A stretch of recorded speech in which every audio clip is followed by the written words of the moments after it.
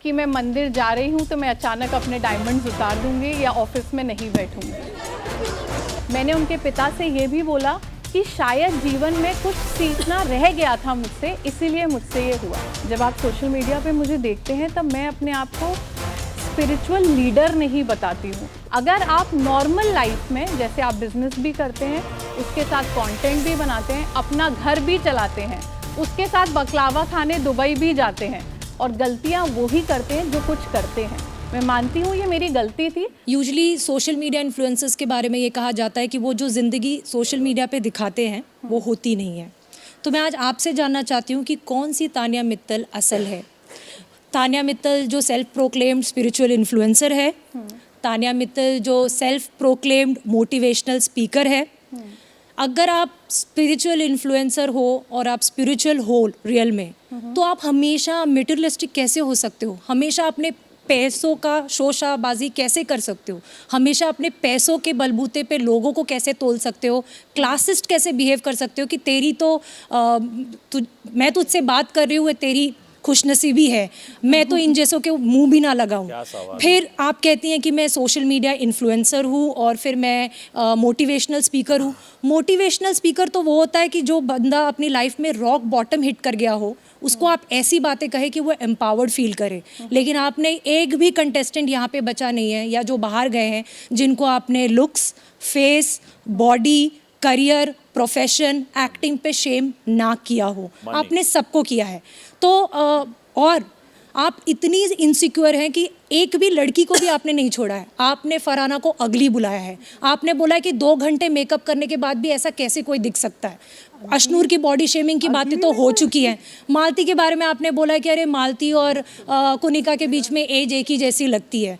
आप हर लड़की से इनसिक्योर हुई हैं। ये कैसा स्पिरिचुअल बंदा, ये कैसा मोटिवेशनल स्पीकर बंदा। मुझे ये जानना है कि कौन सी तानिया मित्तल रियल है, वो जो सोशल मीडिया पे अपने बिजनेस को, क्योंकि आप बिजनेस वुमेन है, बिजनेस वुमेन बनाना चाहती हैं, बिजनेस और बढ़ाना चाहती हैं, क्योंकि आफ्टर ऑल जो दिखता है वो बिकता है।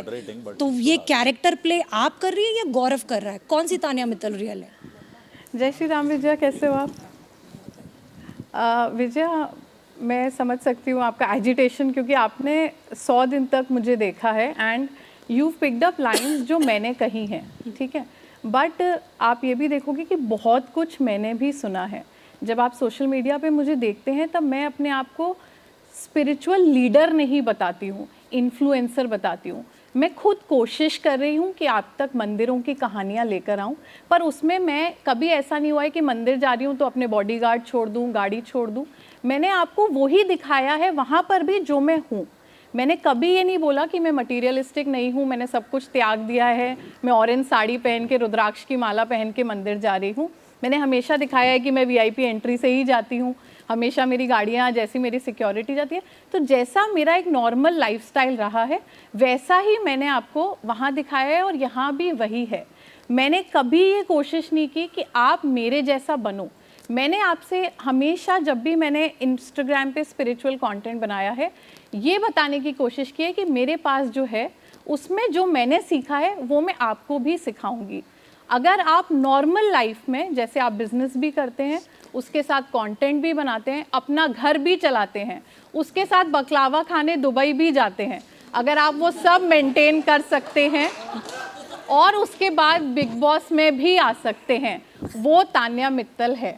आप मुझसे ये एक्सपेक्टेशन ना रखें कि मैं मंदिर जा रही हूँ तो मैं अचानक अपने डायमंड्स उतार दूंगी या ऑफिस में नहीं बैठूंगी।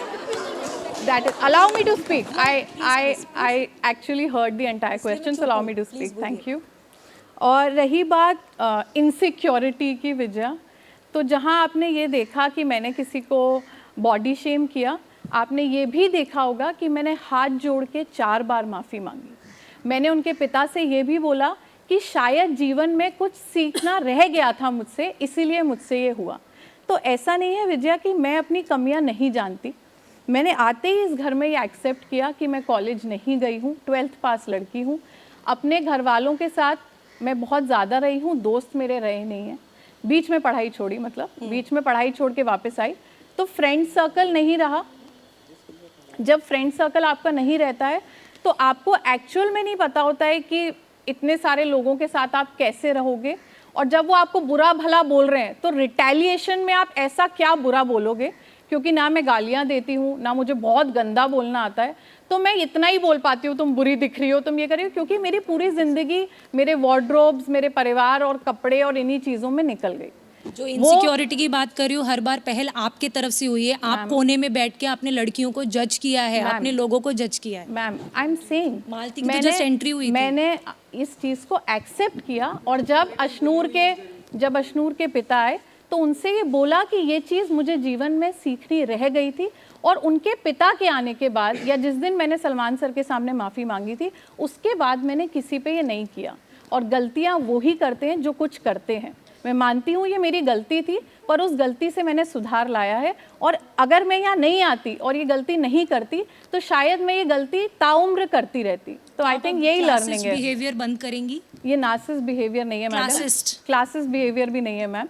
ये मेरा सिर्फ एक बोलने का तरीका है, क्योंकि मैं लोगों को बहुत ज़्यादा बुरा भला नहीं बोल सकती, और आपने देखा होगा कि मुझे पीक लेवल पर बुरा भला बोला गया है इस घर में, मेरे करियर, मेरे परिवार, मेरे खानदान, हर किसी पे।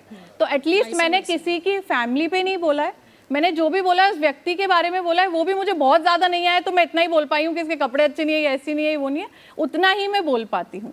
बट अब मैं कोशिश करूंगी कि यहाँ से बहुत कुछ सीख के जा रही हूँ बुरा बोलना, अब मैं उसकी जगह कुछ और बोलूँ। So I don't mind that.